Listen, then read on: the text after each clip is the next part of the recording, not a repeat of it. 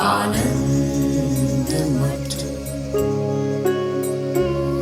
आनंद मठ और ऋषियों की अनमोल धरोहर को संजोएं।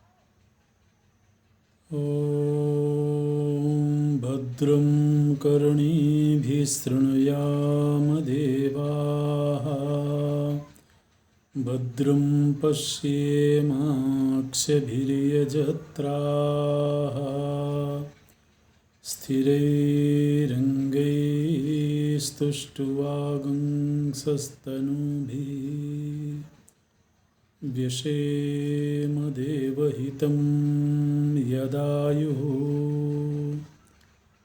स्वस्ति न इन्द्रो वृद्धस्रवाः, स्वस्ति नः पूषा विश्ववेदाः,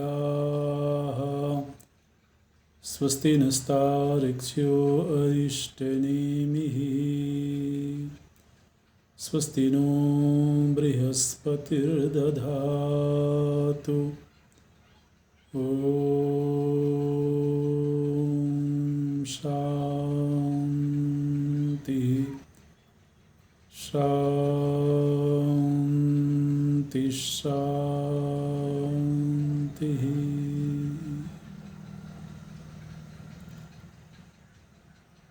सच्चिदानन्दरूपाय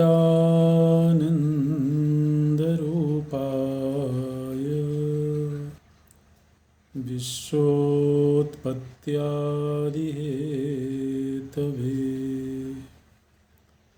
तापत्रयविनाशाय श्रीकृष्णाय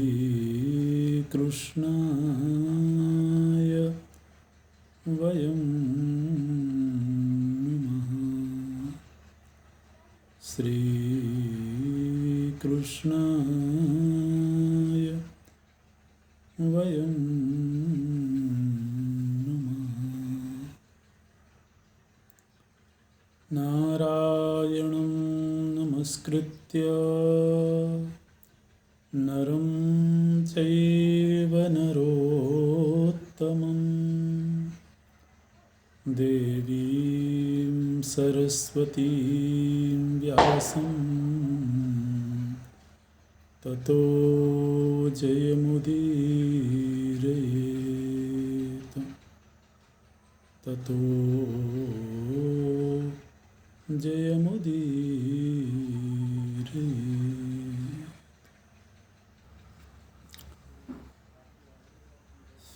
वैशंपायन ऋषि से महाराज जन्मेजय पूछते हैं कि जिस समय पर श्रीमान अर्जुन स्वर्ग की यात्रा पर थे, उस समय पर अन्य पांडवों का समय कैसे व्यतीत हुआ, क्योंकि अर्जुन लगभग 5 वर्ष स्वर्ग में रहे हैं। तो इस काल में पांडवों ने किस तरह से समय व्यतीत किया है, ये पूछा गया है। और वैशंपायन जी बताते हैं कि एक तो सभी को अर्जुन की वियोग वेदना है, सभी अर्जुन से बहुत प्रेम करते हैं। तो इसलिए उस वियोग वेदना से पीड़ित हैं और एक समय पर अभी जबकि ये पांडव काम्यक वन में ही रह रहे हैं, देवर्षि नारद जी का आगमन हुआ है और देवर्षि नारद जी ने पूछा है कि तीर्थ यात्रा का क्या महत्व है, क्योंकि महात्मा युधिष्ठिर की इच्छा है कि अब हम तीर्थ यात्रा करें। वन में रहते हुए समय बिताने का कोई बहुत प्रयोजन नहीं है और इस समय पर राज कार्य से भी निवृत्त हैं, तो इसका सबसे अच्छा अगर उपयोग हो सकता है इस समय का, तो वो यज्ञ याग आदि करते हुए, सत्संग करते हुए और या तो फिर तीर्थाटन करते हुए समय बिताया जा सकता है। तो महात्मा युधिष्ठिर के मन में तीर्थ यात्रा की इच्छा हुई है, तो देवर्षि नारद जी से उन्होंने पूछा है कि ये तीर्थ यात्रा का महत्व क्या है, क्योंकि शास्त्रों में तीर्थ यात्रा की बड़ी महिमा गाई गई है। तो देवर्षि नारद जी बोलते हैं कि जिस तरह से आपने प्रश्न किया है, इसी तरह से एक बार आपके पितामह भीष्म हरिद्वार में कोई धार्मिक अनुष्ठान कर रहे थे और वहाँ पर पुलस्त्य ऋषि का आगमन हुआ था। तो भीष्म जी ने पुलस्त्य ऋषि से यही प्रश्न किया था कि आप कृपा करके तीर्थ की महिमा बताएं, तीर्थ यात्रा की महिमा बताएं। तो पुलस्त्य ऋषि बताते हैं, तीर्थ यात्रा के जो फल शास्त्रों में बताए गए हैं, निश्चित रूप से वो फल सिद्ध होते हैं, वो फल प्राप्त होते हैं, लेकिन किसको प्राप्त होते हैं? केवल तीर्थ यात्रा कर लेने मात्र से ही क्या वो फल मिल जाता है? जैसे शास्त्रों में कहा गया, गंगे तब दर्शनात् मुक्ति। हे गंगा जी, आपके दर्शन मात्र से जीवों को मुक्ति प्राप्त हो जाती है, ऐसे कहा गया। तो अलग अलग तीर्थों की अलग अलग महिमा शास्त्रों में वर्णित है। तो अब कोई व्यक्ति तीर्थ में गया और उस तीर्थ में जाने का जो फल शास्त्र में बताया गया है, यदि वो फल उस व्यक्ति को नहीं मिला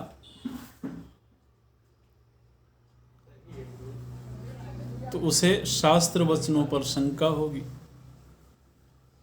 है ना, कि शास्त्रों ने शायद कहने के लिए ही ऐसा कह दिया होगा। तो कहीं केवल एक नदी का दर्शन कर लेने से मात्र मुक्ति हो जाती है क्या? कहीं क्या गंगा जी में स्नान कर लेने मात्र से कोई पवित्र हो जाता है क्या? और फिर लोगों के पास अपने तर्क भी होते हैं कि यदि गंगा जी में स्नान कर लेने मात्र से ही कोई मुक्त हो जाता, तो गंगा जी में रहने वाले जो मेढक हैं, जो मछली हैं, है ना, या जो भी जलचर जीव हैं, तो वो तो मुक्त हो ही गए होते। इस तरह के तर्क भी लोग करते हैं। तो जब शास्त्र की बातें हम सुनते हैं और जीवन में वैसा घटता हुआ नहीं दिखता है, तो मन में शंका होती है।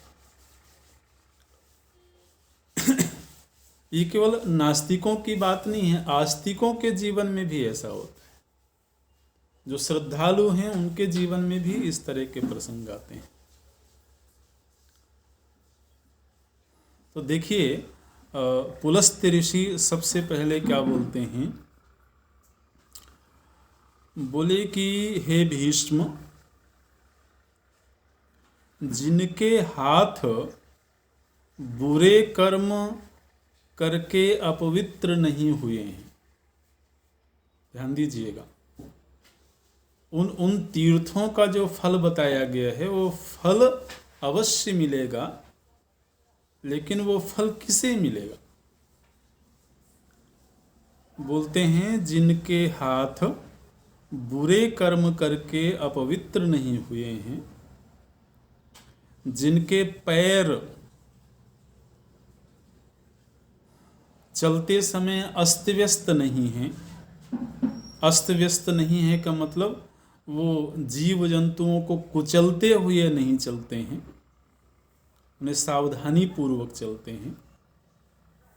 अब अनजान में तो जो छोटे छोटे कीट मकोड़े हैं वो तो मर ही जाएंगे, लेकिन जब व्यक्ति लापरवाही पूर्वक चलता है तो वो कई बार जानबूझ करके भी जीवों को पीड़ा देता है।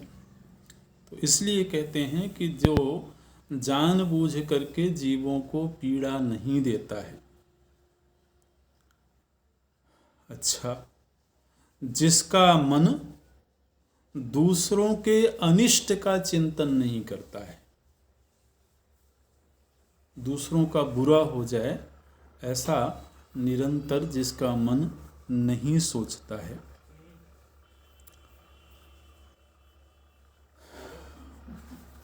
जो ऐसी विद्या का अभ्यास नहीं करता है जो मारण उच्चाटन आदि करती हो। ऐसी विद्याएं भी होती हैं ना, जो मारण उच्चाटन, मोहन, वशीकरण आदि की विद्याएं भी होती हैं। तो जो व्यक्ति ऐसी विद्याओं का अभ्यास नहीं करता है, जिसका अंतःकरण तपस्या करते हुए शुद्ध है, जो जगत के कल्याण के लिए ही जीवन जीता है, ऐसे व्यक्ति को आप देखिए ये सब शर्तें लगा दी गई। ऐसे व्यक्ति को जब वो विशेष तीर्थ में जाता है तो उस तीर्थ का जो फल शास्त्रों में वर्णित है वो फल उसे प्राप्त होता है। जो तीर्थ में जाकर के अहंकार का पोषण नहीं करता है, जो अल्प आहार करता है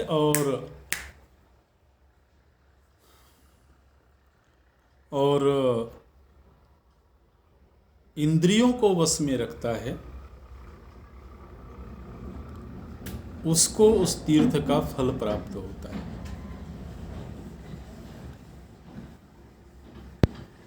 बोलते हैं जो व्यर्थ ही किसी पर क्रोध नहीं करता है, जो बात बात पर झूठ नहीं बोलता है, उसे उस तीर्थ यात्रा का फल मिलता है। जो दूसरों के सुख दुख को अपना ही सुख दुख समझता है, उसको तीर्थ यात्रा का फल मिलता है। तो इसलिए शास्त्रों में तो वो सारा विज्ञान बताया हुआ है। अब यदि हमको वो मालूम ही ना हो और थोड़ा सा कुछ जान करके और हम शंका करने लगें तो ये एक तरह की नासमझी है। तो इस तरह से अनेक वो शर्तें बताई गई हैं यहाँ पर पुलस्त्य ऋषि के द्वारा कि यदि कोई ऐसा जीवन जीता हो तो उसे तीर्थ का फल अवश्य प्राप्त होता है। अब एक एक तीर्थ की महिमा बताते हैं। सबसे पहले पुलस्त्य ऋषि ने पुष्कर तीर्थ हमारे शास्त्रों में बहुत पवित्र तीर्थ माना गया है। और अब खैर काल के प्रवाह में कलयुग का प्रभाव तो हर जगह होता है, तो कलयुग का प्रभाव अब तीर्थों में भी दिखाई देता है। तो लेकिन प्राचीन काल से हमारे तीर्थों की पवित्रता, तीर्थों की महिमा बहुत गाई गई है। तो पुष्कर तीर्थ वर्तमान में ये राजस्थान में है, अजमेर के पास में। तो पुष्कर तीर्थ की बहुत महिमा यहाँ पर गाते हैं, विस्तार से तो हम नहीं देखेंगे। तो पुष्कर तीर्थ में अनेक देवता, अनेक ऋषि आकर के तपश्चर्या करते रहे हैं। और यहाँ तक कि इस सृष्टि को बनाने वाले जो ब्रह्मा जी हैं, वो स्वयं पुष्कर तीर्थ में ही विराजमान हो करके और अनेक प्रकार की तपस्याएं, अनेक तरह के अनुष्ठान उन्होंने किए हैं।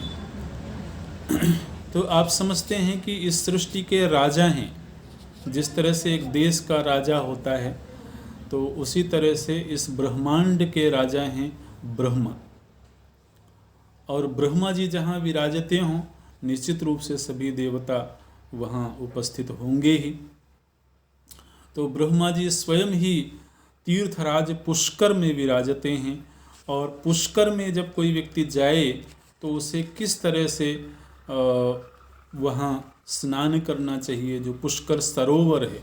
पुष्कर तीर्थ में मुख्य रूप से पुष्कर सरोवर है, जिसका बहुत पवित्र जल है, ऐसा शास्त्रों में वर्णित है। वर्तमान में जो भी स्थिति हुई हो, तो ऐसे है।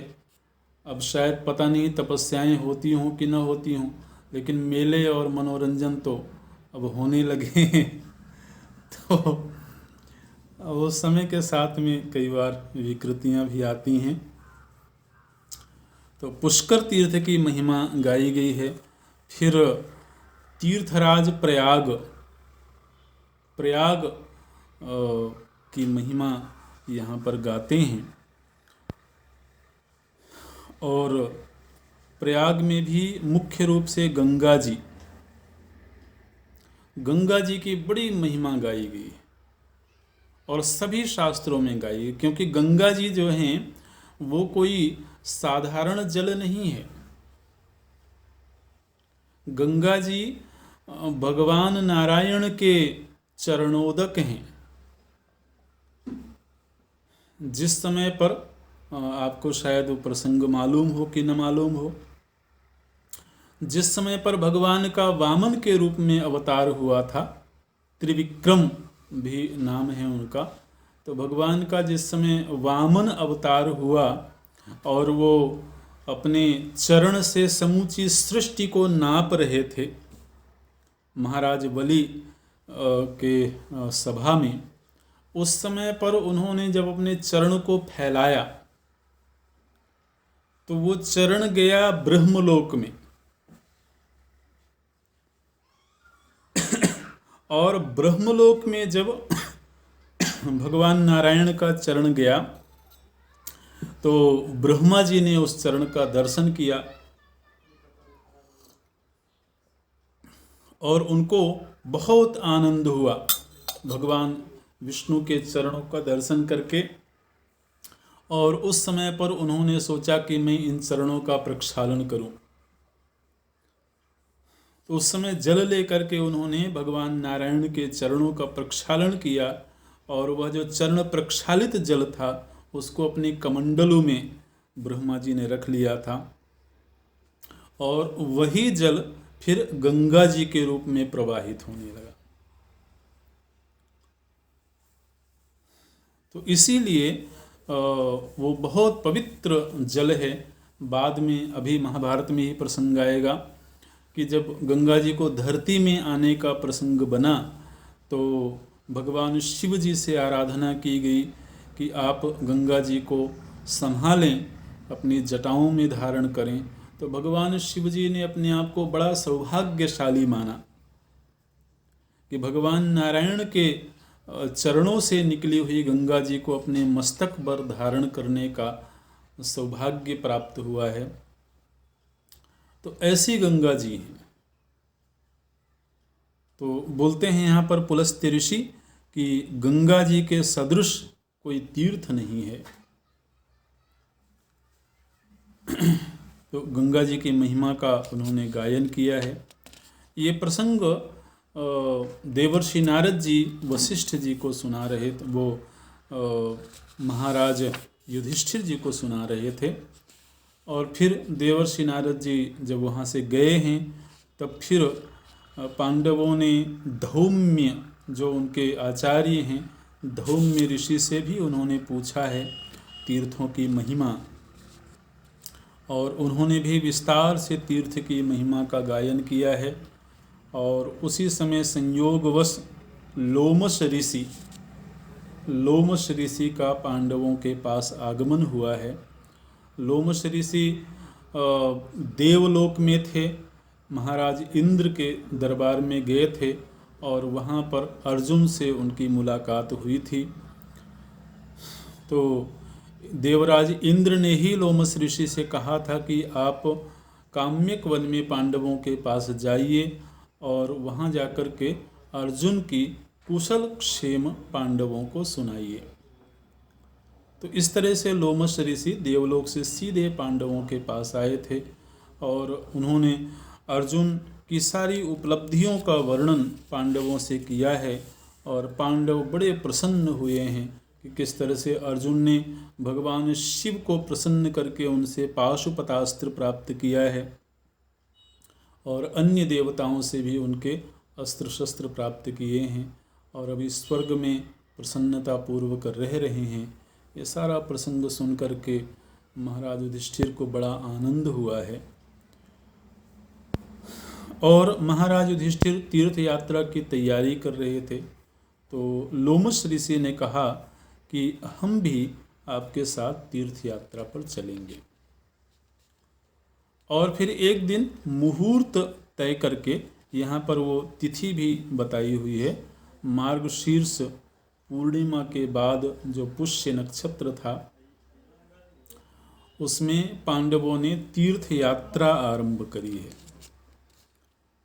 तो अर्जुन तो हैं इस समय पर स्वर्ग में, बाकी जो चारों भाई हैं महाराज युधिष्ठिर, भीमसेन, नकुल, सहदेव, माता द्रौपदी जी, उनके पुरोहित धौम्य ऋषि और अन्य ब्राह्मण जो उनके साथ में रह रहे थे, उनके सेवक गण, ये पूरा का पूरा जनसमूह तीर्थ यात्रा के लिए निकला है। और अब यहाँ पर एक एक तीर्थ का बहुत विस्तार से वर्णन है कि पांडव लोग सबसे पहले किस तीर्थ में गए हैं। तो जिस तीर्थ में ये पांडव जाते हैं, जैसे नैमिषारण्य में गए हैं, फिर प्रयागराज गए हैं, फिर गया जी गए हैं, इस तरह से अगस्त्य आश्रम में गए हैं। तो जब जिस तीर्थ में जाते हैं पांडव, तब वो वहाँ पर वहाँ की महिमा लोमश ऋषि से पूछते हैं कि ये स्थान तीर्थ कैसे हुआ, क्योंकि इस धरती में समूची धरती ही धरती है, लेकिन इस धरती में भी कोई कोई विशेष स्थान है जिसको तीर्थ के रूप में जाना जाता है। तो कोई स्थान विशेष तीर्थ कैसे हो गया? तो या तो उस स्थान पर भगवान की कोई लीला हुई होगी, है ना, जैसे व्रज भूमि है, या अयोध्या जी हैं, या चित्रकूट हैं, या द्वारिका हैं। तो ये ऐसे तीर्थ हैं जहां पर भगवान की अवतार लीलाएं हुई हैं। फिर कोई भूमि तीर्थ कैसे बनी? वहां पर किसी संत ने तपस्या करी होगी। तो जो संतों की तपोभूमि होती है वह भी तीर्थ हो जाती है। या प्राचीन काल में ऋषियों ने कहीं कोई यज्ञानुष्ठान किया होगा, या देवताओं के द्वारा कोई अनुष्ठान किए गए होंगे। तो हर तीर्थ भूमि के साथ में एक इतिहास जुड़ा हुआ है। तो जब भी पांडव किसी तीर्थ में जाते हैं तो वहाँ जाकर के वो लोमश ऋषि से उस तीर्थ का इतिहास पूछते हैं कि ये स्थान तीर्थ कैसे हुआ, ये नदी पवित्र नदी क्यों मानी जाती है, ये सरोवर पवित्र क्यों माना जाता है, ये पर्वत पवित्र क्यों माना जाता है। तो हमारे शास्त्रों में पर्वत भी है, नदी है, सरोवर है, झरना है, यहाँ तक कि गुफाओं को भी तीर्थ के रूप में जाना गया। तो अब वो एक एक तीर्थ की महिमा का वर्णन यहाँ पर है विस्तार से। और अगस्त्याश्रम में गए थे पांडवगण, तो वहाँ अगस्त्य ऋषि की तपश्चर्या कैसी थी, अगस्त्य ऋषि की महिमा का वर्णन है यहाँ पर। अगस्त्य ऋषि की जो धर्म पत्नी हैं उनका नाम है लोपामुद्रा।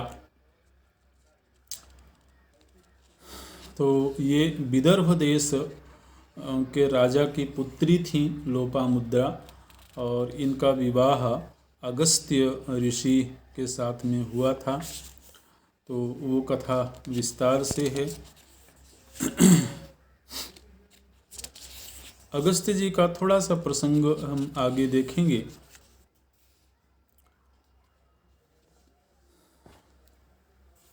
एक प्रसंग यहाँ पर बताया गया कि प्रयागराज की यात्रा करते हुए पांडवगण गए हैं विंध्याचल पर्वत की ओर। विंध्याचल पर्वत में भी कई तीर्थ हैं। वर्तमान में वहाँ विंध्यवासिनी देवी का बड़ा प्रतिष्ठित स्थान है, मंदिर है। तो विंध्याचल की महिमा का यहाँ पर वर्णन है। बहुत संक्षेप में प्रसंग ये है कि एक बार विंध्याचल पर्वत को सूर्य देवता के ऊपर क्रोध आ गया। प्रसंग ये है कि सूर्य देवता जब भी उदित होते हैं तो उदित होते समय वो हमेशा सुमेरु पर्वत की प्रदक्षिणा करते हैं। उदय काल में वो सुमेरु पर्वत की प्रदक्षिणा करके फिर वो उदित होते हैं। ये सूर्यदेव को आरंभ में ही जब सूर्यदेव का जन्म हुआ था तब प्रभु जी की ऐसी आज्ञा हुई थी। तो एक दिन विंध्याचल पर्वत को ईर्ष्या हुई सुमेरु पर्वत से। तो विंध्याचल पर्वत ने सूर्यदेव से कहा कि आप जब मेरे पास आते हैं तो मेरी भी प्रदक्षिणा किया करें। तो सूर्य देवता ने कहा कि मैं अपनी मर्जी से किसी की प्रदक्षिणा नहीं करता हूँ, बल्कि मुझे ऐसी आज्ञा है प्रभु जी की, इसलिए मैं करता हूँ। तो इस बात को लेकर के विंध्याचल को क्रोध आ गया। तो विंध्याचल बढ़ने लगे। उन्होंने कहा कि मैं इतना बड़ा हो जाऊंगा कि तुम्हारा रास्ता ही रोक दूंगा, तुम आगे बढ़ ही नहीं पाओगे। तो विंध्याचल का आकार बढ़ने लगा और धीरे धीरे करके चंद्रमा और सूर्य देव का रास्ता अवरुद्ध होने लगा। तो देवताओं को बड़ी पीड़ा हुई, बहुत परेशान हुए वो। और फिर वो ब्रह्मा जी के पास गए। ब्रह्मा जी ने कहा कि ये जो विंध्याचल हैं इनके गुरु हैं अगस्त्य ऋषि, तो आप लोग अगस्त्य ऋषि से जाकर के निवेदन करिए। तो देवता अगस्त्य ऋषि के पास में गए हैं और अगस्त्य ऋषि से उन्होंने कहा कि आप विंध्याचल को जरा मना करें कि वो ऐसा ना करें। तो अगस्त्य ऋषि गए हैं विंध्याचल के पास में। विंध्याचल ने रुक करके, झुक करके अगस्त्य ऋषि को प्रणाम किया अगस्त्य ऋषि का सत्कार किया। और जब वो झुक करके प्रणाम कर रहे थे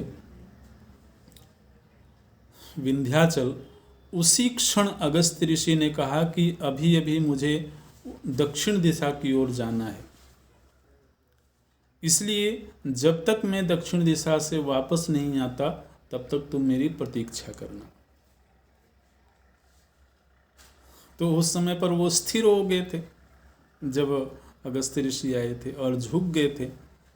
और फिर अगस्त्य ऋषि ऐसा कह करके दक्षिण की ओर चले गए और आज तक वो लौटे नहीं दक्षिण की ओर से। तो फिर विंध्याचल की जो वृद्धि है वो वहीं रुक गई। ऐसे है। तो इसी तरह से एक प्रसंग शायद आप सभी ने सुना होगा कि अगस्त्य ऋषि ने समुद्र का पान कर लिया था। पूरे समुद्र की जल राशि को उन्होंने पी लिया था। उसका प्रसंग ये है कि जिस समय पर देवताओं ने वृत्रासुर का संहार किया था, उस समय वृत्रासुर के साथ में कुछ कालकीय नाम के दानव रहते थे। देवताओं को बहुत परेशान करते थे और ये कालकीय दानव वृत्रासुर का तो वध हो गया, लेकिन ये जो कालकीय दानव थे ये दिन में समुद्र की तलहटी में जाकर के छिप जाते थे और रात्रि में ये निकलते थे और देवताओं को परेशान करते थे। देवता लोग कालकीय दानवों से बहुत त्रस्त हुए तो अगस्त्य ऋषि से जाकर के उन्होंने निवेदन किया कि कालकीय दानवों को मारना तो बड़ा कठिन है, क्योंकि ये समुद्र के भीतर चले जाते हैं। तो अगस्त्य ऋषि ने कहा चलो कोई नहीं, मैं उपाय करता हूँ। और अगस्त्य ऋषि ने कुछ ही क्षणों में पूरे समुद्र की जलराशि का पान कर लिया। और जब समूचे जल का उन्होंने पान कर लिया तो कालकीय जो दानव थे वो सामने आ गए और देवताओं ने उनका संहार कर दिया। अच्छा, तो कालकीय दानवों का जब वध हो गया तो देवताओं ने कहा कि हे ऋषिवर, आपने जिस समुद्र के जल का पान किया था अब आप उसको उगल दीजिए, क्योंकि समुद्र में तो जल चाहिए, नहीं तो पूरी भूमि सूखी हो गई। तो अगस्त्य ऋषि ने कहा कि मैंने जो जल पान किया था वो तो पच गया, अब वो कहां से प्रकट होगा। तो उस समय से वो समुद्र की जो भूमि थी वो खाली हो गई थी। बाद में फिर वो सागर कैसे भरा, तो बोलते हैं कि जिस समय पर महाराज भगीरथ ने गंगा जी को देवलोक से धरती पर लेकर के आए थे, उस समय पर गंगा जी इतना जल लेकर के आई कि उससे सागर पुनः भर गया। और सागर को सागर क्यों कहते हैं, इसका रहस्य भी वर्णित है कि इक्ष्वाकु कुल में एक राजा हुए महाराज सगर, और महाराज सगर के 60,000 पुत्रों को कपिल मुनि ने भस्म कर दिया था। तो उन्हीं भस्मीभूत हुए सगर पुत्रों को पवित्र करने के लिए, उन्हें तारने के लिए गंगा जी का आगमन हुआ था। तो सगर पुत्रों के निमित्त से गंगा जी आई और पुनः वो सागर बन गया, इसलिए उसका नाम सागर हो गया। ऐसे तो ये प्रसंग भी विस्तार से यहाँ महाभारत में आता है। गंगा जी का अवतरण कैसे हुआ था धरती में, उसका वर्णन है।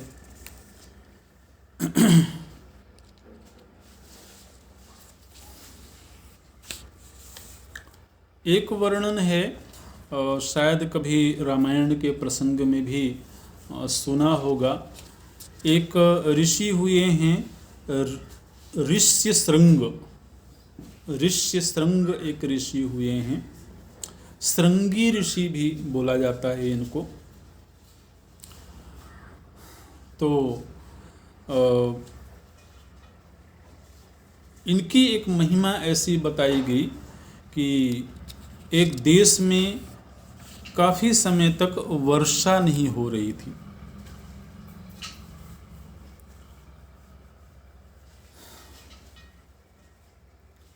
अंग देश था, वहाँ के राजा थे लोमपाद। तो उस देश में वृष्टि नहीं हो रही थी, तो उनको पता लगा कि एक ऋषि हैं, ऋष्यशृंग नाम के ऋषि हैं।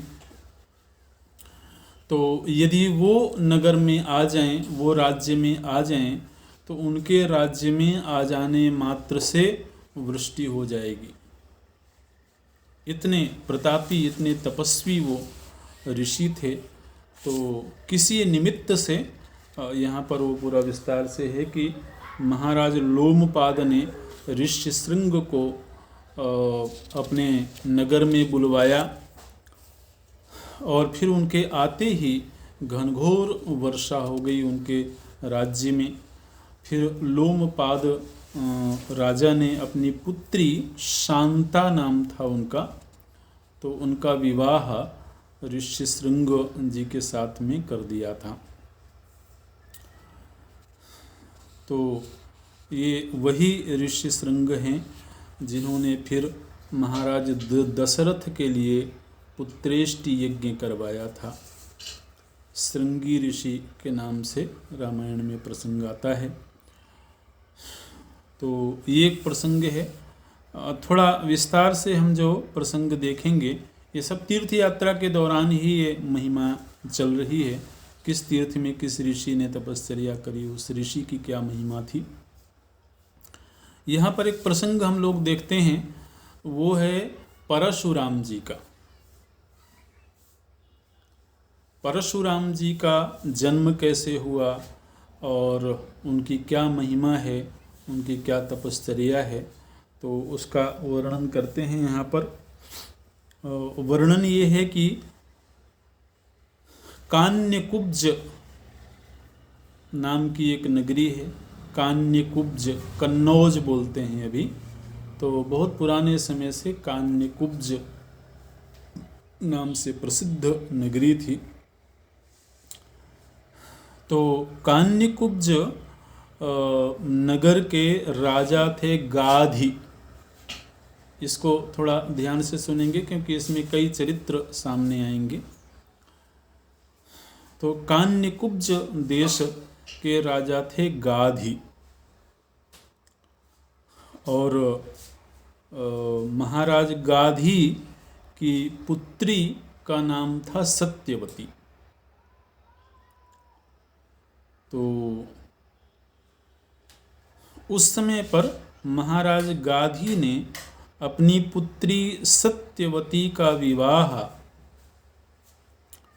भृगु ऋषि के पुत्र ऋचिक, भृगु ऋषि, भृगु जी का वर्णन हम लोगों ने महाभारत के आरंभ में ही सुना था। तो भृगु जो हैं वो ब्राह्मण हैं और ये जो गाधी हैं ये क्षत्रिय हैं। तो गाधी ने अपनी पुत्री सत्यवती का विवाह भृगु ऋषि के पुत्र ऋचिक के साथ में किया था। और एक बार ऐसा हुआ कि भृगु ऋषि अपने पुत्र के पास में आए, ऋचिक के पास में।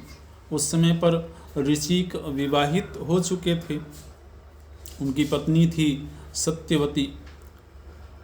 तो भृगु ऋषि ने अपनी पुत्र वधू सत्यवती से कहा कि मैं तुम्हारे आचरण से बहुत प्रसन्न हूँ, इसलिए मैं तुम्हें कुछ वरदान देना चाहता हूँ।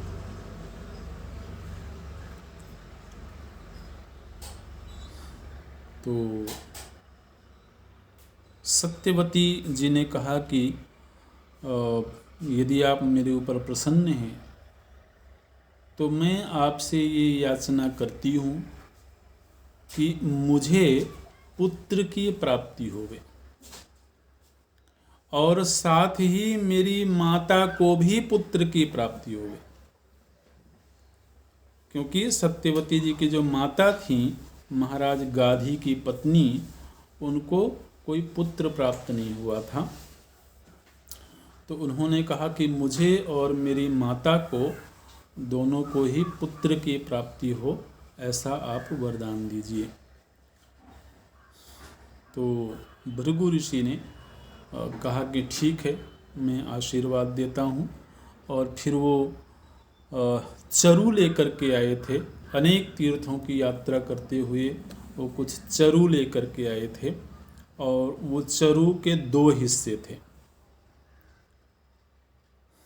तो भृगु ऋषि ने अपनी पुत्रवधू सत्यवती को वो चरु प्रदान किया और उसमें उन्होंने बता दिया कि ये वाला जो चरु है ये तुम अपनी माता को देना और ये वाला तुम स्वयं ग्रहण करना।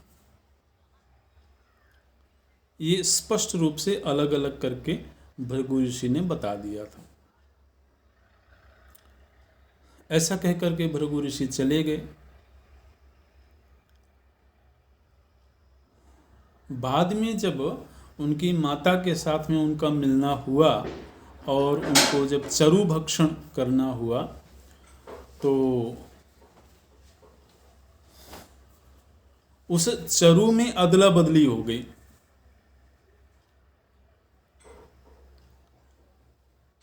और बाद में चरु को ग्रहण करने से उनको गर्भ की प्राप्ति तो हो गई। जिस समय पर वो गर्भवती थी उसी समय पर भृगु ऋषि का आगमन हुआ वहाँ पर, और उन्होंने अपनी योग दृष्टि से देख लिया कि ये चरु की अदला बदली हो गई है। तो उन्होंने अपनी पुत्र वधू से कहा कि सत्यवती, तुमने तो ये गलती कर दी, क्योंकि वो विशेष तरह से अभिमंत्रित चरु था। तो अब तुमने जिस चरु का भक्षण किया है उससे तुम्हें जो पुत्र प्राप्त होगा, तुम तो ब्राह्मण कुल में हो, तो तुम्हारे पुत्र का जन्म तो होगा ब्राह्मण कुल में, लेकिन उसका आचरण क्षत्रियों की तरह होगा। और तुम्हारी जो माता हैं वो क्षत्रिय कुल में है, तो उनको जो पुत्र होगा उसका जन्म तो क्षत्रिय कुल में होगा, लेकिन उसका आचरण ब्राह्मणों की तरह होगा।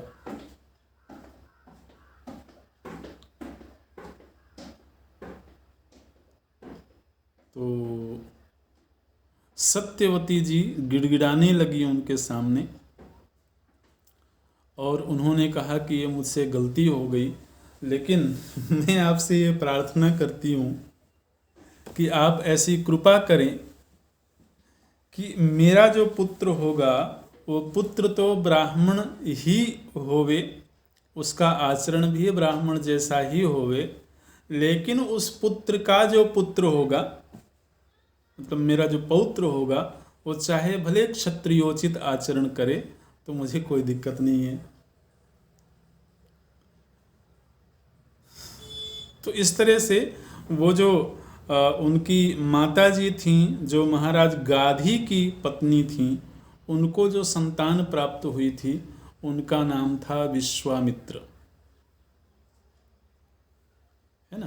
तो अभी विश्वामित्र जो थे ये पैदा तो हुए थे क्षत्रिय कुल में, और विश्वामित्र जी राजा भी बने थे आरंभ में। ये महाभारत में भी आरंभ में प्रसंग आया था, लेकिन बाद में जाकर के वो ब्राह्मणोचित उनका आचरण हो गया, तो वो ऋषि तुल्य हो गए। और इधर ये जो सत्यवती जी हैं, तो फिर इनको जो संतान प्राप्ति हुई, तो उस संतान का नाम था जमदग्नि, जमदग्नि ऋषि। तो इस तरह से भृगु ऋषि के पुत्र हुए ऋचिक, और ऋचिक के पुत्र हुए जमदग्नि। और जमदग्नि भी ऋषि ही थे, और जमदग्नि ऋषि का विवाह रेणुका, जो कि प्रसेनजित की पुत्री थी रेणुका, उनसे जमदग्नि ऋषि का विवाह हुआ था। और जमदग्नि के ऋषि के संतान थे परशुराम जी। तो परशुराम जी का जन्म हुआ है ब्राह्मण कुल में, लेकिन उस चरु की अदला बदली की वजह से उनका जो आगे जीवन हुआ वो क्षत्रियोचित जीवन हुआ। ऐसे तो अब जब परशुराम जी का जन्म हुआ जिस समय पर, तो उस समय पर तो बड़े तेजस्वी थे, और हमारे शास्त्रों में तो परशुराम जी को भगवान का अंशावतार भी माना जाता है। तो इस तरह से परशुराम जी का जिस समय पर जन्म हुआ, तो वो अपने पिता के 5वीं संतान थे। जमदग्नि ऋषि के 5वें संतान के रूप में परशुराम जी थे, लेकिन वो बहुत तेजस्वी थे, और उनके जीवन में ऐसा प्रसंग घटा है कि अभी ये पांचों भाई युवावस्था में ही थे। तो एक बार ऐसी घटना घटी कि जमदग्नि ऋषि तो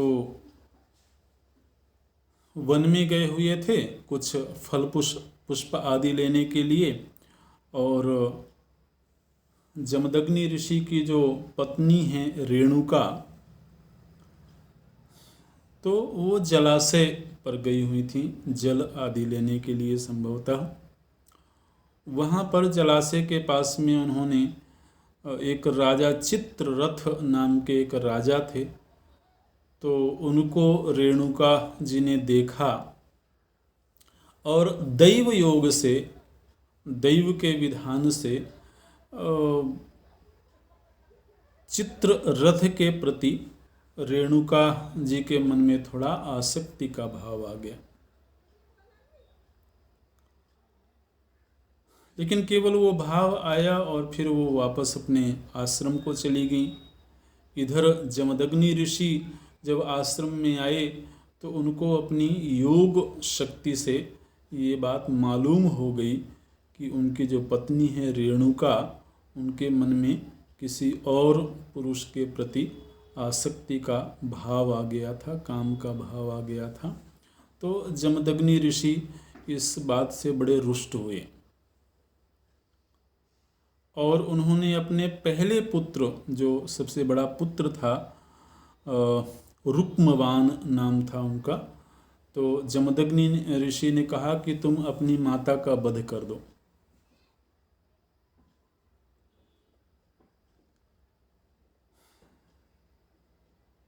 तो उनको अच्छा नहीं लगा, कोई भी अपनी माता का कैसे वध कर दे, तो उन्होंने मना कर दिया। फिर दूसरे पुत्र को कहा, उन्होंने भी मना कर दिया। इस तरह से चारों पुत्रों ने ऐसा करने से मना कर दिया। तब जो सबसे छोटे थे परशुराम जी, उनको जमदग्नि ऋषि ने कहा कि ये तुम्हारी माता पापिनी है, तो तुम इसका सिर काट दो, इसका वध कर दो।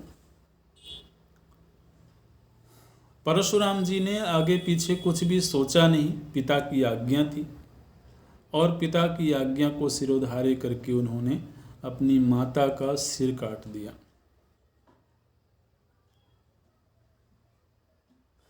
अच्छा, जमदग्नि ऋषि इस कार्य से बड़े प्रसन्न हुए, क्योंकि 4 पुत्रों को जब उन्होंने मना कर दिया था ऐसा करने से, तो जमदग्नि ऋषि ने शाप दे दिया था कि चूंकि तुम लोग पिता की आज्ञा नहीं मानते हो, इसलिए तुम लोगों को प्राप्त सारी विद्या नष्ट हो जाए और तुम लोगों की बुद्धि पाषाणवत वृक्षवत मूढ़ हो जाए।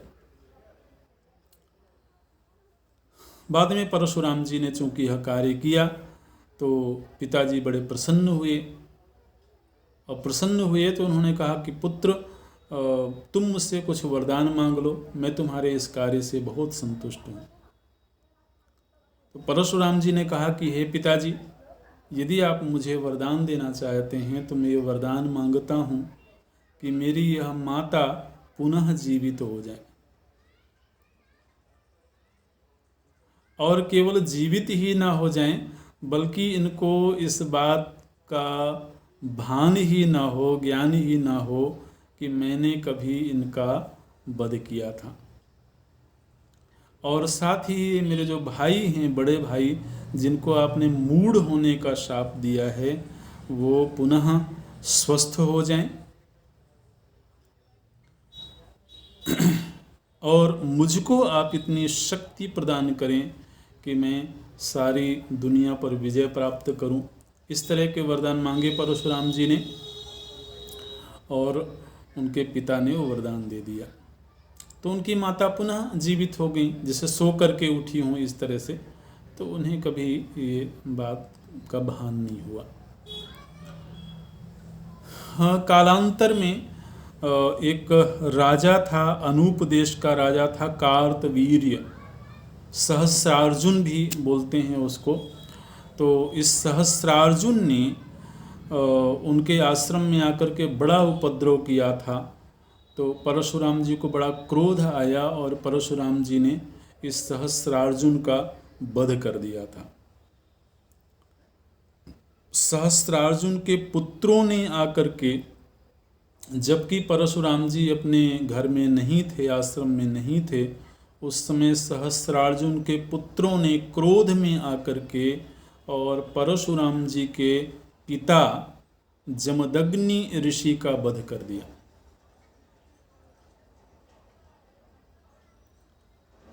और जब परशुराम जी अपने आश्रम में आए, उन्होंने अपने पिता की इस हालात को देखा। उस समय पर परशुराम जी ने ये प्रतिज्ञा करी कि मैं इस धरती को क्षत्रियों से हीन कर दूंगा। मेरे पिता जो कि ऋषि थे, जो कि शांत स्वभाव के थे, उनके साथ इन क्षत्रियों ने ऐसा अत्याचार किया है, तो मैं इस धरती को क्षत्रियों से हीन कर दूंगा, ऐसी प्रतिज्ञा करी उन्होंने। और फिर वर्णन है कि 21 बार इस